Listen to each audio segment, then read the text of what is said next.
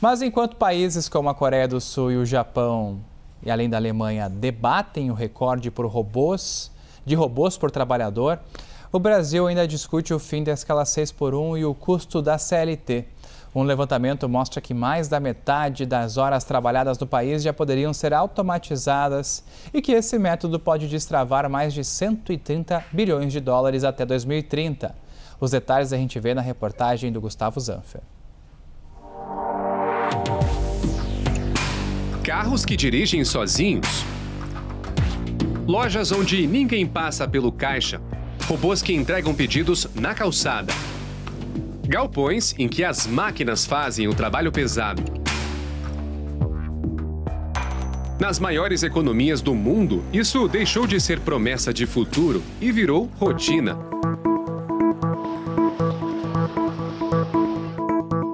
A Coreia do Sul, por exemplo, é o país mais robotizado do planeta. São 1.220 robôs para cada 10 mil trabalhadores da indústria, seguida por Singapura, Alemanha e Japão. Mas o modelo global não é o modelo do Brasil. Enquanto as grandes economias automatizam para compensar a baixa produtividade e o envelhecimento da população, o debate brasileiro sobre trabalho gira em outro eixo. O fim da escala 6x1, o custo da contratação pela CLT e a insegurança jurídica do ambiente de negócios. São discussões legítimas e urgentes para quem trabalha, mas economistas alertam para um efeito colateral. Encarecer a hora trabalhada sem um salto de produtividade pode acelerar justamente o que se quer evitar: a substituição de pessoas por máquinas. No momento que você tem uma tecnologia disruptiva que está ficando a cada dia mais barato e mais capaz. Uma preocupação que eu tenho é que, nesse cenário, algumas ocupações têm uma troca acelerada devido à relação entre custo e benefício. Nos Estados Unidos, documentos internos da Amazon, revelados pelo jornal The New York Times, apontam a meta de automatizar até 75% das operações. Em galpões da empresa no estado da Louisiana, cerca de 1.000 robôs já reduziram pela metade a necessidade de novas contratações humanas. Esse grau de automação ainda não é regra nem nos países desenvolvidos, mas a tecnologia já está presente em todas as etapas dos centros de distribuição. No formato que, como você citou, da Louisiana, a gente não tem hoje uma operação similar no Brasil, como também não tem em muitos outros países e ainda não tem previsão para desenvolver. O que a gente tem é cada vez mais implementação de tecnologias que facilitam o trabalho humano, que possibilitam um trabalho cada vez menos braçal, até mais seguro, como todas as implementações que têm sido feitas aqui no Brasil.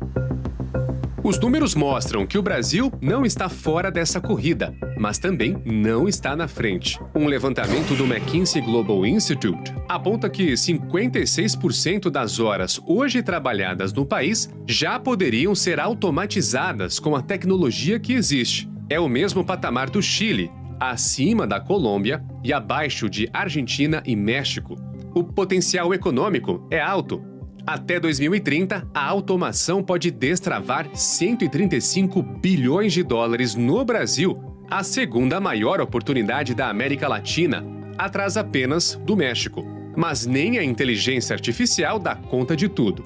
A pesquisa projeta que 78% das habilidades demandadas no país vão seguir dependendo de gente.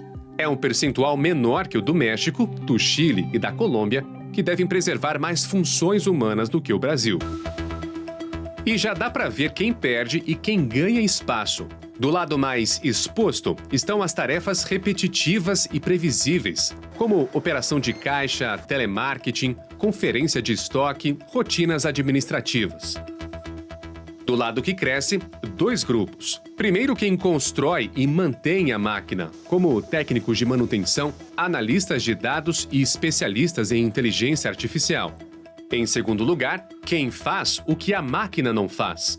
A chamada economia do cuidado, como saúde, educação, funções que dependem de relacionamento. E entre um grupo e outro está a qualificação. A A questão não é se a automação vai chegar ao Brasil, mas com qual velocidade ela vai redefinir as funções que nós conhecemos hoje. Quando uma máquina assume as operações de um caixa de supermercado ou de um restaurante, essa função não desaparece da noite para o dia, ela é redefinida. E o desafio do país é saber se o trabalhador será capacitado para operar, para gerenciar essa tecnologia, ou se vai ficar retido nesses empregos, nessas funções que tendem a ser automatizadas. E o desafio do país começa pela educação. A gente conseguiu, só na década de 90, universalizar a educação do Brasil durante o governo Fernando Henrique, ou seja, muito tarde comparado com outros países. Mas mesmo assim, o que a gente chama de universalização da educação não é o pessoal saber escrever, ler, interpretar texto e fazer as operações básicas de matemática. Comparado a Estados Unidos e China, o Brasil parte de um estágio de maturidade tecnológica diferente. Mas existe avanço e existem empresas brasileiras já colhendo resultado. A gente também tem o Brasil sedento e avançando cada vez mais nesse cenário. E quando a gente olha as empresas brasileiras já absorvendo a tecnologia e gerando valores significativos, ressignificando os trabalhos, das pessoas, inclusive revendo novas oportunidades, e a gente também vê uma série de novas empresas e startups surgindo em função da tecnologia. Apesar do debate brasileiro ainda estar concentrado numa seara mais política do que tecnológica, especialistas enxergam essa etapa como parte do próprio momento histórico e do amadurecimento do Brasil. As questões regulatórias que passam a surgir, tanto a questão da escala 6x1, quanto as próprias as questões regulatórias em torno da inteligência artificial no Brasil, elas são extremamente necessárias para que a gente também repense e remodele as leis, o que tange o entorno da tecnologia. A corrida global pela eficiência não vai esperar o Brasil resolver os seus nós estruturais. Para não ficar preso à armadilha da baixa produtividade, especialistas reforçam que o país precisa transformar a discussão sobre jornada e custo do trabalho numa agenda de modernização tecnológica e qualificação. Porque a pergunta não é se a automação vai chegar, é se o trabalhador brasileiro vai chegar junto.